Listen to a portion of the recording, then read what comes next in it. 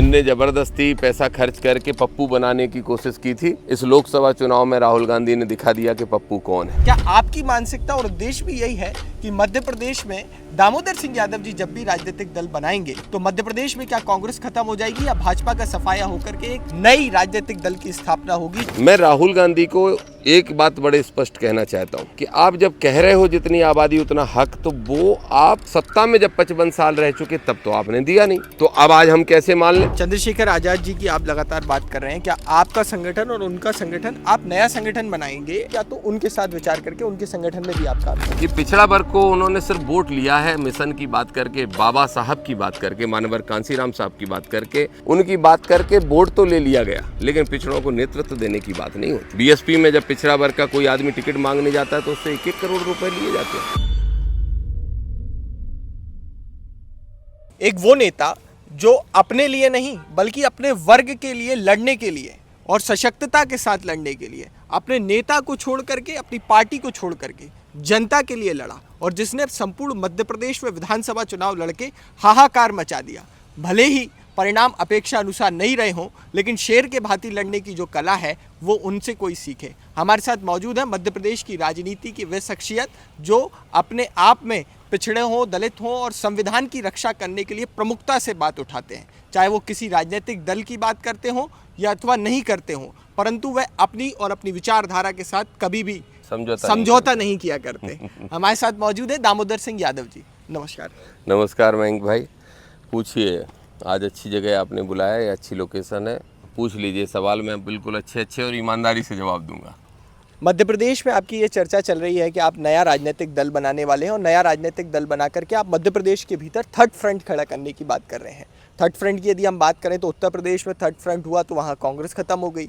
यहाँ पर अगर हम बात करें बिहार में थर्ड फ्रंट हुआ तो वहाँ पे भी कांग्रेस खत्म हो गई। और दोनों ही जगह एक चीज़ सिमिलर है जो कि आपकी जाति से जुड़ती है कि वहाँ पर अखिलेश यादव जी खड़े हुए तो कांग्रेस खत्म हुई, वहाँ लालू यादव जी और उससे पहले उत्तर प्रदेश की बात करें तो मुलायम सिंह यादव जी अगर खड़े हुए तो वहाँ कांग्रेस खत्म हुई, लालू यादव जी ने वहाँ पार्टी खड़ी करी तो कांग्रेस खत्म हो गई।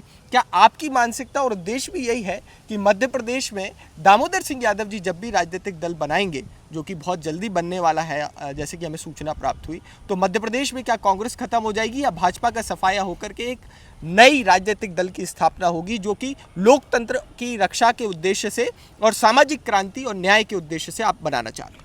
देखिए, मैं बड़ी स्पष्ट तौर पे 2 बातें कहना चाहता हूं कि एक तो मैं कांग्रेस को नुकसान पहुंचाने के लिए तीसरे दल की वकालत नहीं करता। मेरा उद्देश्य यह है कि अगर राहुल गांधी जी जो कहते हैं केंद्र में बैठ के या पब्लिक मीटिंग में, भाषणों में या इंटरव्यू में, जितनी आबादी उतना हक, तो मेरा पहला सवाल तो राहुल गांधी जी से यह है, निश्चित रूप से वो बहुत अच्छे नेता हैं और बहुत मेहनतकश नेता हैं, और उनको जिनने ज़बरदस्ती पैसा खर्च करके पप्पू बनाने की कोशिश की थी, इस लोकसभा चुनाव में राहुल गांधी ने दिखा दिया कि पप्पू कौन है।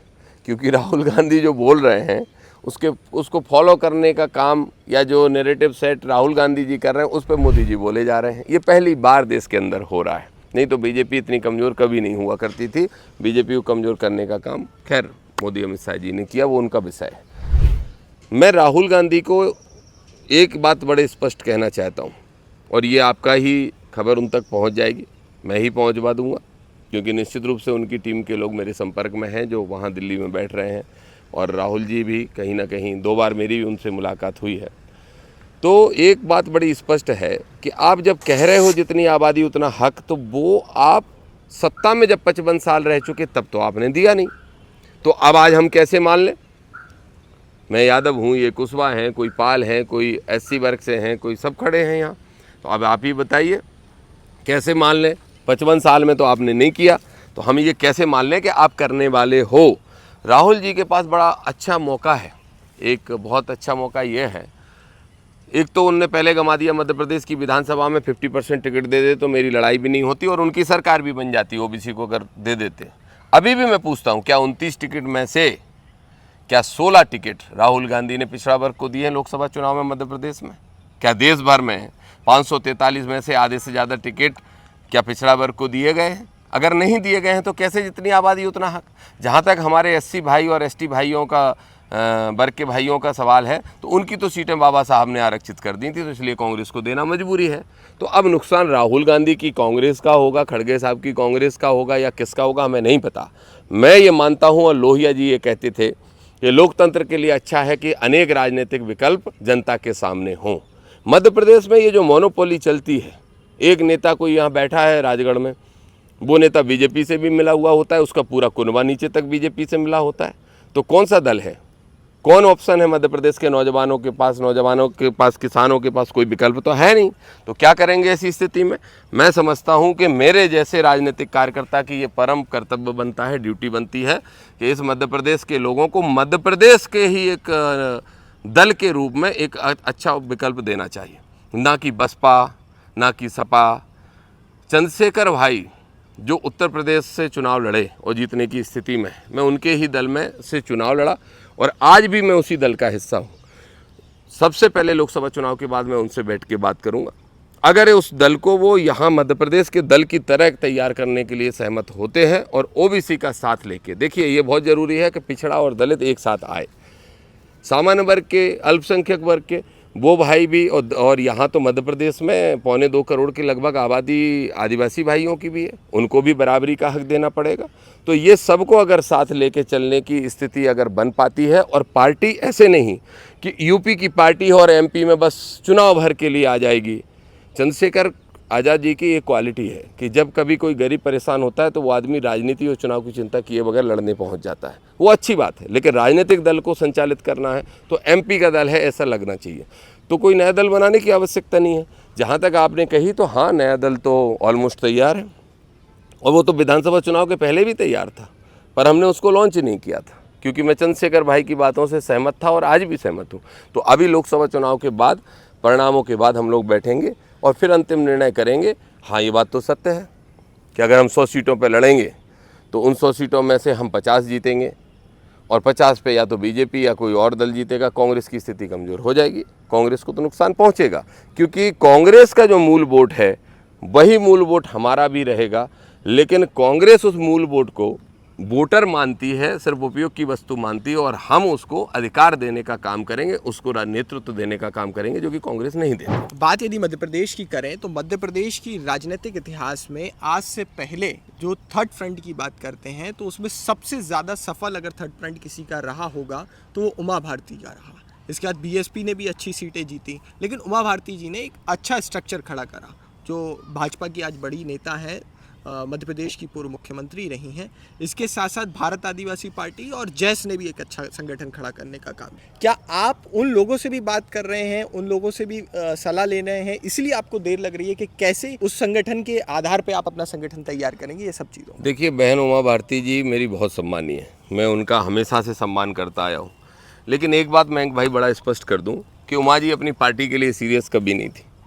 मैं तो उनकी पार्टी में प्रदेश अध्यक्ष जैसे पद पे रहा हूँ, तो वो कभी सीरियस नहीं थी। और उनको जिस नेता के मन में कन्फ्यूजन होगा वो कैसे सफल होगा, तो बहन जी उमा भारती जी के मन में, ये दीदी के मन में ये कन्फ्यूजन, आरएसएस नाम का कन्फ्यूजन हमेशा जिंदा रहता था। एक फ़ोन नागपुर से आया, उनकी सारी योजनाएं ध्वस्त हो जाती थी। और जहाँ तक आपने सफलता की तीसरे दल की बात की है, तो तीसरे दल के रूप में अब तक सबसे ज़्यादा सफल रही है बहुजन समाज पार्टी, जिसने 11 एमएलए बनाए। उमा जी ने तो 5 ही बना पाए थे, 11 बनाए। समाजवादी पार्टी भी उमा जी की पार्टी से ज़्यादा सफल रही क्योंकि उसने 7 एमएलए बना लिए एक बार तो। और लेकिन देखने वाली बात यह है, मुरैना से लेकर सिंगरौली तक 78 सीटें ऐसी हैं जहां तीसरे दल को और तीसरे नंबर पर रहने वाले कैंडिडेट को और चौथे नंबर पर रहने वाले कैंडिडेट को इतना वोट मिल जाता है जितना जीतने वाले को भी नहीं मिलता। अगर आप उसको समझने की कोशिश करें आंकड़े को, तो 78 सीटें ऐसी हैं कि जो बीजेपी और कांग्रेस के अलावा इतना वोट कर रहे हैं कि जीतने वाले से ज़्यादा उनको वोट मिल रहा है। इसका मतलब मध्य प्रदेश को नया विकल्प की ज़रूरत है, अच्छे विकल्प की ज़रूरत है, वो हम देने जा रहे हैं। इन सब से बातचीत तो मेरी नहीं हुई है, और बातचीत तो सफल लोगों से की जाती है। अगर तीसरे दल के रूप में लोग असफल हो गए हैं बनाने में और कंफ्यूज भी रहे हैं, उमा जी की बात अगर छोड़ भी दें तो बहुजन समाज पार्टी का भी वही हाल है। अखिलेश यादव जी मध्य प्रदेश में रुचि नहीं लेते हैं, और मध्य प्रदेश को निश्चित रूप से एक नए विकल्प की ज़रूरत है। इसलिए मैंने कहा चंद्रशेखर भाई के साथ मिलकर पहले बात करेंगे, और कोई कन्फ्यूजन नहीं है। लोकसभा चुनाव के बाद इस मध्य प्रदेश को हम ऐसा विकल्प देंगे जो मध्य प्रदेश के 2028 के चुनाव में ना सिर्फ निर्णायक होगा, बल्कि ये मान लो कि उसके बिना सत्ता तो बन ही नहीं सकती। और वो ये कोई शेख चिल्ली जैसा सपना नहीं है। अगर इन्होंने, आप बता दीजिए, जिनके 11 एमएलए आ गए, जिनके 7 एमएलए आ गए, जिनके 5 एमएलए आ गए, कुछ नहीं, मजाक मजाक में 4 सभाएं कर ली, इतने में इतने एमएलए जीत के आ जाते हैं।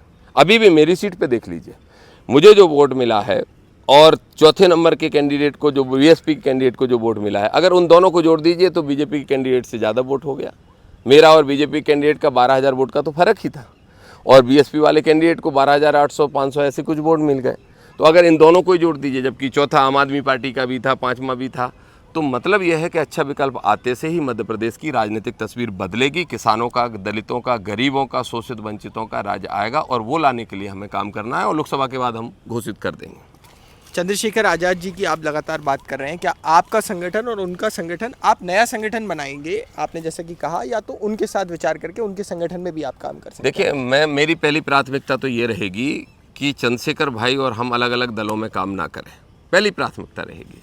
लेकिन मैंने कहा उससे भी ज़्यादा महत्वपूर्ण ये है, ये तब संभव है जब पिछड़ा वर्ग के लोगों को बराबरी का सम्मान मिले। दिक्कत ये होती आई है, चाहे बीएसपी हो, बीएसपी के अंदर जो देखने में आया है कि पिछड़ा वर्ग को उन्होंने सिर्फ वोट लिया है मिशन की बात करके, बाबा साहब की बात करके, मानवर कांसीराम साहब की बात करके, माननीय मुलायम सिंह यादव जी भी उसी मिशन के नेता हैं, उनकी बात करके वोट तो ले लिया गया, लेकिन पिछड़ों को नेतृत्व देने की बात नहीं होती। बीएसपी में जब पिछड़ा वर्ग का कोई आदमी टिकट मांगने जाता है तो उससे 1-1 करोड़ रुपए लिए जाते हैं। मेरे सेवड़ा का जो कैंडिडेट है वो 2 बार लड़ चुका और दोनों बार 1-1 करोड़ रुपए दे चुका। अब इस पर बीएसपी वाले नाराज़ हों तो नाराज़ हों, लेकिन सच्चाई उनको भी मालूम है। और ये पहले ये होता था कि ये भाई एससी वर्ग पे पैसा नहीं लिया जाएगा, बाद में तो एससी वर्ग से भी पैसा लिया जाने लगा। फिर ये आया कि जाटवों से पैसा नहीं लिया जाएगा, जाटा बहरवार जो है, जो मूल उनका मतदाता है, फिर उनसे भी पैसा लिया जाने लगा। उनसे भी अब मिलने का समय मांगते हैं तो उनको भी पैसे चढ़ाने पड़ते हैं, तब मिलने जाते हैं। तो ऐसे दल कैसे खड़े होंगे? तो इसलिए मैं ये मानता हूँ कि मेरी कोशिश तो रहेगी भाई चंद्रशेखर के लिए कि भाई चंद्रशेखर आज़ाद जी बहुत ऊर्जावान, बहुत नौजवानों में एक आकर्षण का केंद्र पूरे देश के अंदर है, और ये फ़ायदा भी मिलेगा। और मैं तो ये भी मानता हूँ कि और भी कुछ नेता हैं जो बैठे हुए हैं इंतज़ार में तीसरे दल की, जो राष्ट्रीय स्तर के चेहरे हैं। मेरी बात भी हुई है कई नेताओं से, और हो सकता है कि वो सब पार्टी का हिस्सा बने। तो चंद्रशेखर जी और आप क्या अलायंस करेंगे मध्य प्रदेश में? अगर अलग दल बनाया तो निश्चित रूप से अलायंस करके लड़ेंगे। ना सिर्फ चंद्रशेखर जी बहुजन समाज पार्टी अगर आना चाहे तो वो तो आ नहीं सकते। वैसे आकाश में क्या कमी थी? आकाश फायर, जिस तरीके के आकाश ने बात की, एक आध शब्द गलत निकल गया होगा किसी सभा में तो डांट के समझा के ठीक कर देना चाहिए था। लेकिन आकाश के बोलने से, जो उन्होंने बीजेपी पे अटैक किया, बहुजन समाज पार्टी का जो उसका कार्यकर्ता सुस्त बैठा था, मरने की स्थिति में बैठा था, मरणासन अवस्था में, वो खड़ा हो गया था। लेकिन आकाश को निकाल दिया, उस पद से हटा दिया। ये जो कमियां हैं ये नहीं होनी चाहिए, तो इसलिए शायद बीएसपी नहीं आ पाएगी। लेकिन हाँ, मैं मानता हूँ आदिवासियों के संगठन बने हैं, जैस संगठन बहुत अच्छा संगठन काम करता है। उसके अलावा गोंडवाना गणतंत्र पार्टी भी काम करती है, अच्छा काम करती है। अभी जो भारत आदिवासी पार्टी बनी है और नए एमएलए जो बने हैं अपने, वो भी निश्चित रूप से एक संगठन। अब देखिए ना, अगर मध्य प्रदेश में तीसरे दल की संभावनाएं नहीं होती तो ये 4-4, 5-5 दलों को इतने वोट कैसे मिलते हैं? ज़रूरत है सबको एक प्लेटफॉर्म पर लाने की और सबको इकट्ठा करने की, और उनको वोट को जब भी आप इकट्ठा कर दोगे, पिछड़ों के, दलितों की, आदिवासियों की पार्टी को अगर आप इकट्ठा कर दोगे उनके वोट को, तो बीजेपी दूर दूर तक दिखाई नहीं देगी। तो अगर दल अलग बनते हैं तो निश्चित रूप से सबसे अलायंस करके, समाजवादी पार्टी आदरणीय अखिलेश यादव जी हमारे बड़े भाई जैसे हैं, जैसे मैं बहन जी मायावती जी का सम्मान करता हूँ, उमा जी का सम्मान करता हूँ, ऐसे अखिलेश यादव जी का करता हूँ। तो मैं तो चाहूँगा कि सारे छोटे दल एकजुट हों और मध्य प्रदेश में ये जो मोनोपोली, मैं चाहता हूँ कांग्रेस भी उसका हिस्सा बने। अगर कांग्रेस के साथ अलायंस करने के लिए? हाँ, 100%। क्योंकि जब अलायंस होगा तो फिर हमें भीख नहीं मांगनी पड़ेगी ना किसी राजगढ़ वाले राजा से, किसी राजा से भीख नहीं मांगनी पड़ेगी ना अपने लोगों के लिए। फिर टिकट तो हम बांटेंगे, हमारे साथी मिलके बांटेंगे, पिछड़े, दलित, वंचित, शोषित लोगों को बांटेंगे, उन लोगों को बांटेंगे जिनसे सिर्फ वोट लिया जाता है, उनको राजनीति में नेतृत्व नहीं दिया जाता। सामंतशाही का अंत करके जनता का राज स्थापित आप इस उद्देश्य से करना? निश्चित रूप से सामंतशाही एक जाति नहीं है। एक बात स्पष्ट कर दूं, जो मेरे बारे में बड़ा भ्रम फैलाया जा रहा है उनके तरफ से, जिनके बारे में मैं ज़्यादा बोलता हूँ कि वो किसी जाति विशेष का विरोधी हूँ, बिल्कुल विरोधी नहीं। मेरे 80% दोस्त सामान्य वर्ग के हैं, उसमें सबसे ज़्यादा ब्राह्मण हैं, कुछ ठाकुर भी हैं, कुछ वैश्य भी हैं। आप देख ही रहे हो, वैश्य घूम ही रहे हैं, गुप्ता जी। सभी वर्ग के लोग मेरे दोस्त हैं, मित्र हैं, मेरी टीम में हैं, कोर टीम में हैं। और बोलिए, कोर टीम का हिस्सा है। कौन कोर टीम का हिस्सा बनाएगा अगर कोई जाति का सोच रखेगा तो? नहीं, मैं हर जाति के आदमी को उतना ही बराबर सम्मान देता हूँ और किसी को गलत नहीं बताता, सिर्फ अपने हक अधिकार की बात करता हूँ कि अगर शोषित वंचित है हमारा वर्ग, हमारी जाति, चाहे पिछड़े वर्ग के लोग हों, चाहे राजनीति में फुटबॉल तो पिछड़े वर्ग बना हुआ घूम रहा है। अगर मायावती जी ने पार्टी बना ली तो कम से कम एक प्लेटफॉर्म तो मिल गया मध्य प्रदेश में उनको चुनाव लड़ने का, भले ही जीते या हारें। लेकिन अखिलेश यादव जी, माननीय मुलायम सिंह यादव जी तो ध्यान भी देते थे, अखिलेश यादव जी ध्यान ही नहीं देते। तो पिछड़ों की कोई पार्टी मध्य प्रदेश में नहीं। सुखलाल कुशवाहा जी थे, दुर्भाग्यवश वो चले गए इस दुनिया से, तो उनका दल भी समाप्त हो गया। तो पिछड़ों का कोई दल ही नहीं मध्य प्रदेश के अंदर। तो मैं चाहता हूँ पिछड़ा और दलित मिलकर एक दल तैयार करें और ऐसा दल तैयार करें जिसमें सामान्य वर्ग के प्रति घृणा ना हो, सिर्फ हक अधिकार की बात हो और संख्या के अनुपात पे उनको भी हक अधिकार देने के लिए ये दल तत्पर रहे। मध्य प्रदेश में अभी कुछ सीटें खाली हुई हैं जिसमें उपचुनाव होना है हाल ही में, तो आपका राजनीतिक दल क्या तभी लॉन्च होगा? निश्चित रूप से हम वो चुनाव लड़ेंगे। आपने अच्छा सवाल पूछ लिया, ये मेरे दिमाग में भी विषय नहीं आ रहा था, लेकिन आपने पूछ लिया तो अच्छा लगा। मैं ऐसा मानता हूँ कि जब राजनीतिक दल बन जाएगा तो जो भी चुनाव आएगा, छोटे चुनाव नहीं लड़े हम भले ही, लेकिन लोकसभा और विधानसभा के कोई चुनाव नहीं छोड़ना चाहिए। लोकतंत्र का मतलब ही चुनाव है, ये वोट तंत्र है। लोकतंत्र का मतलब वोट तंत्र, वोट तंत्र का मतलब जनतंत्र, ये जनता का तंत्र है। तो यहाँ बहुत ज़रूरी है। मुझे संभावनाएं लग रही हैं कि लगभग 6 सीटों पे उपचुनाव होने जा रहा है, जिसमें शिवराज सिंह चौहान की भी सीट है। 3-4 तो अभी स्पष्ट ही है। तीन तो स्पष्ट हैं, क्योंकि छिंदवाड़ा के एक एमएलए ने इस्तीफा दिया है, मतलब उनको भी सदस्यता जानी है। बीना के एमएलए की सदस्यता जानी है, रामनिवास रावत जी की सदस्यता जानी है। ये 3 तो स्पष्ट हैं, लेकिन कुछ लोग ऐसे हैं जो मुझे लग रहा है कि जीतने की स्थिति में हैं और चुनाव लड़ रहे हैं। उसमें शिवराज जी भी हैं और भी हो सकते हैं, मैं नाम लेना भी उचित नहीं समझ रहा हूँ। तो ऐसे में 5-6 सीटों पे जब चुनाव होगा तो हमारी जो पार्टी होगी, जो ऐसा संगठन की मतलब अंडरग्राउंड हमारा काम चालू है। हम इसका इंतज़ार नहीं कर रहे हैं कि जब पार्टी घोषित होगी तभी संगठन बनेगा। संगठन तो हमारा बनना शुरू हो गया। ओबीसी फ्रंट के माध्यम से, दलित पिछड़ा समाज संगठन के माध्यम से, किसान जागृति संगठन के माध्यम से, तो बहुत सारे हमारे संविधान बचाओ मंच के माध्यम से तो हमारा नेटवर्क तैयार हो रहा है। और लोकसभा के बाद हम निश्चित रूप से उपचुनाव में, पहले मैं भाई चंद्रशेखर जी से बात करूंगा और उपचुनाव में हम पूरी ताकत से चुनाव लड़के ये दिखाएंगे कि मध्य प्रदेश में तीसरी ताकत कौन।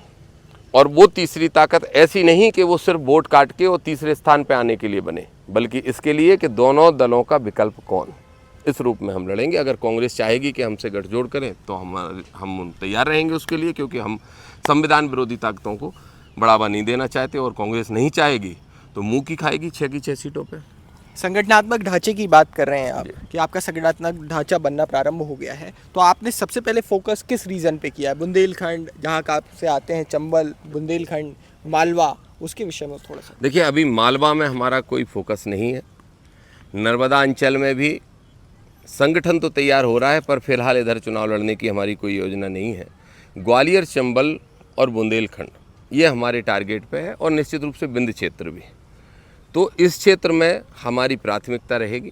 जब दल भी खड़ा होगा या हम और चंद्रशेखर भाई मिलके भी काम करेंगे तो भी यही प्राथमिकता पर रहेगा। और उसका कारण यह है कि कुछ क्षेत्र ऐसा है मध्य प्रदेश के अंदर जहाँ के लोग धर्म के आधार पर राजनीति पसंद करते हैं, और आधा से ज़्यादा क्षेत्र ऐसा है जहाँ पर लोग हक अधिकार और संविधान और लोकतंत्र के आधार पर राजनीति को पसंद करते हैं। तो जहाँ पे संविधान, हक अधिकार और लोकतंत्र की बात होती हो, हम सबसे पहले चुनावी क्षेत्र में वहाँ जाना चाहते हैं, इसलिए संगठन पे भी वहीं फोकस किया गया है।